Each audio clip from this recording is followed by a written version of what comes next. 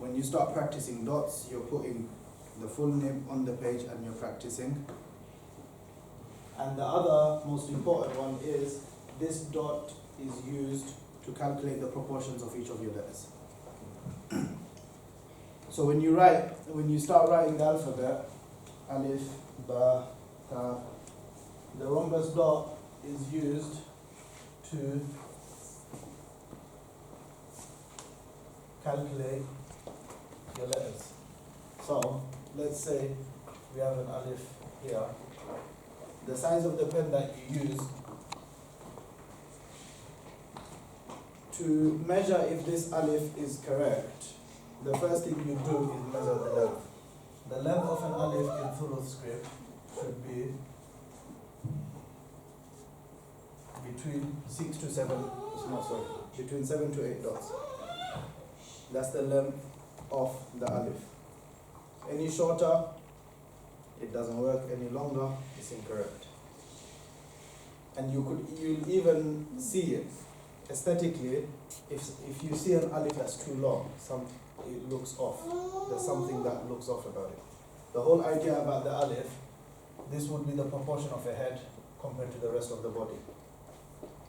That's the alif. If you look at it next to a person, that would be the head, this would be the rest of the body.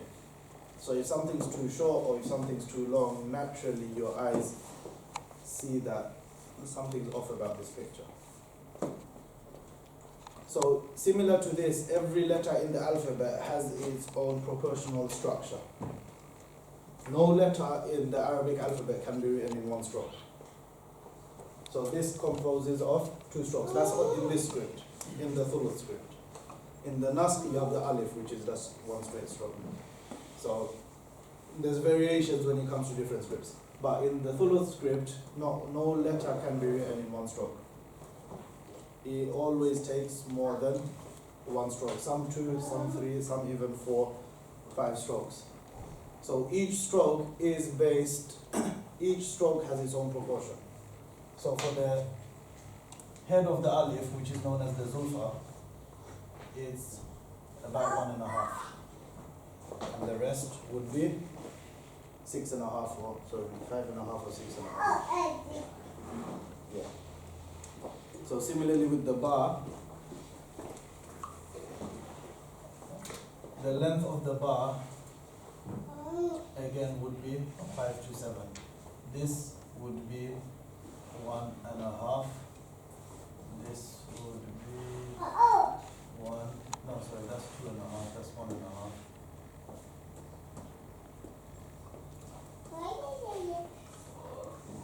So that's the important thing about this nuqta. And in the initial stages, it's always important to always measure every letter you write, because that's the only way you actually learn. If you just keep writing, you're making mistakes. But the moment you start using your own pen and try and measure it to see if it's done in the correct way, you'll actually start realizing where you're going wrong. And the moment you start realizing that, you can start working on how to amend it. But that's just a brief introduction. Calligraphy is something that takes years. My teacher, it took her, I think, 16 years before she actually got her ijazah. And the ijazah is not to say that you've reached the top. It's quite beautiful the way they say it. The ijazah means you've come to a stage where you can't get any worse. It doesn't mean you've reached the top. So you can just keep on improving and improving. But with the ijazah, because with calligraphy, the moment you stop doing it for a couple of weeks, your hand loses that control that it had. You lose all that you've learned. And I've experienced it myself. You stop doing it for a few weeks, it'll go. That's why it's something that needs to be continuous. And the ijazah would mean, after all that practice, you've come to a stage that if you were to stop, you wouldn't get worse. That's all the ijazah is. It's not that you've got to the top, you're a master now, and whatnot. Because you can always improve. There is always room for improvement. Any questions? Can you actually create new fonts, new way of writing? It's not unheard of. There is actually, I did see a calligrapher recently. This is in the past, I think in the last few years, he did work on designing his own script. So it's not unheard of, but it is slightly unorthodox according to a lot of people. If you have the traditional side, and then you have the slightly less traditional, contemporary graphic side of things. But the thing with different scripts, you wouldn't find someone to teach it to you. So someone can design, or if someone has designed a script, who will actually teach that script?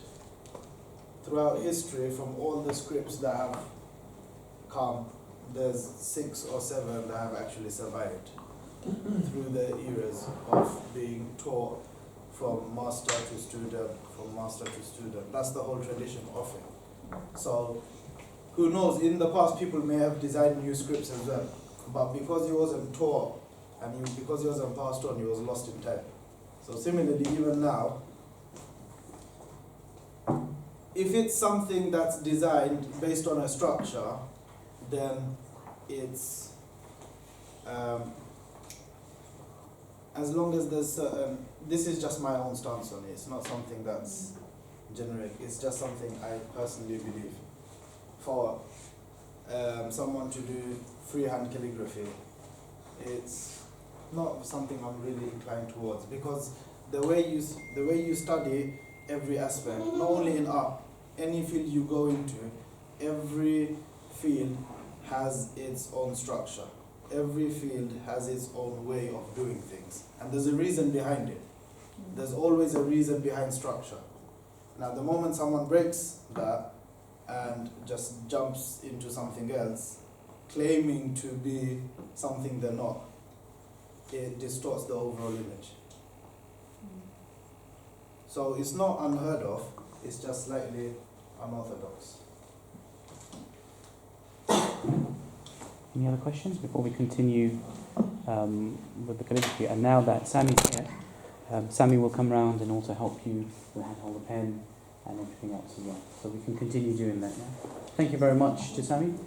Can we have a round of applause?